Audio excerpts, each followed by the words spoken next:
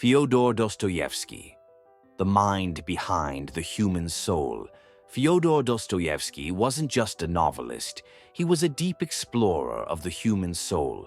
His stories go far beyond fiction.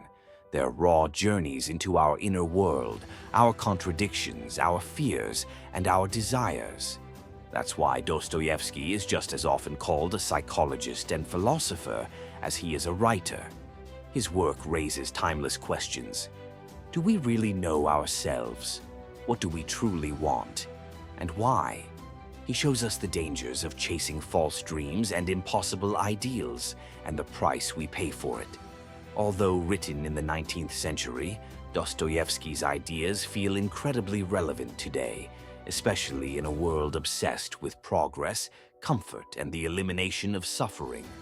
Dostoevsky was born in 1821 in Moscow, Russia, into an Orthodox Christian family. His father was a doctor, and the family lived near the hospital where he worked.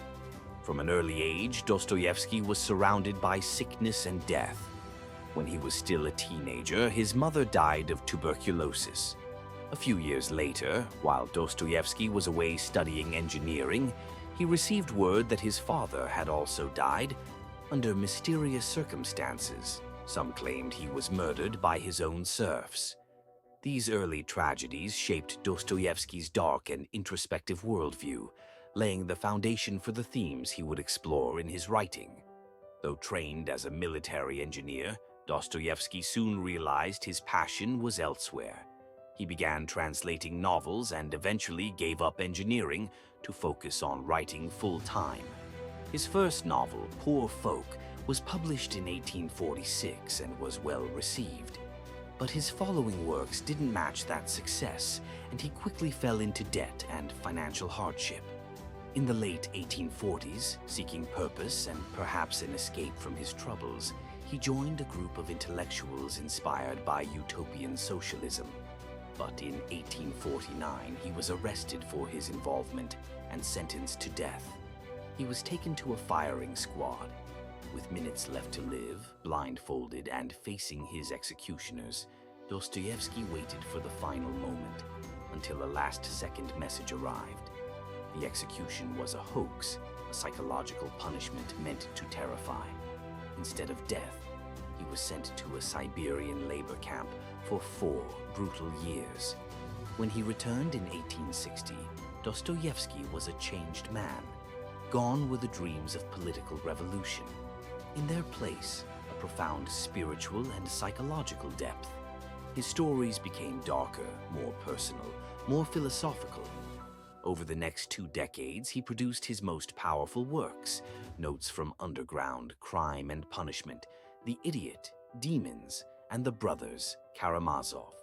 One of the central themes in his work is suffering. Dostoevsky believed that suffering is not something to be erased. It's part of being human. In Notes from Underground, he creates a bitter narrator who lashes out at the world and ridicules the belief that rationality and science can lead to perfect happiness. Dostoevsky asks, what if we don't actually want to be happy?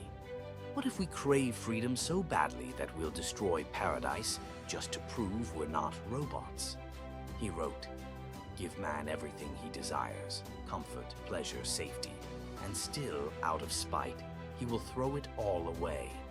He'll sabotage his own happiness just to prove he's free. In Crime and Punishment, he pushes this idea further. The protagonist, Raskolnikov, believes that if an action benefits society, even murder can be justified.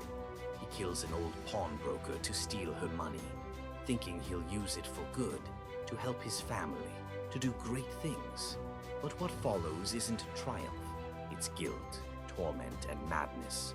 Raskolnikov thought he was strong, rational, extraordinary. But he wasn't. He was human, fragile, emotional.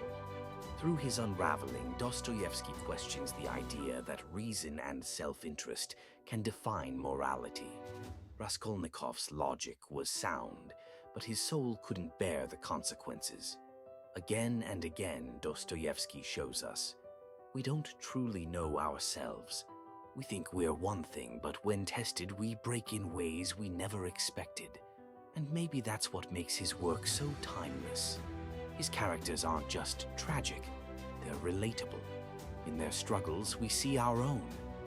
But Dostoevsky doesn't leave us without hope. Amid the darkness, he leaves space for redemption. In The Idiot, he introduces Prince Mishkin, a kind, innocent man who reflects Dostoevsky's own ideals. At one point, Mishkin recounts a story of a man facing execution, almost identical to Dostoevsky's real experience.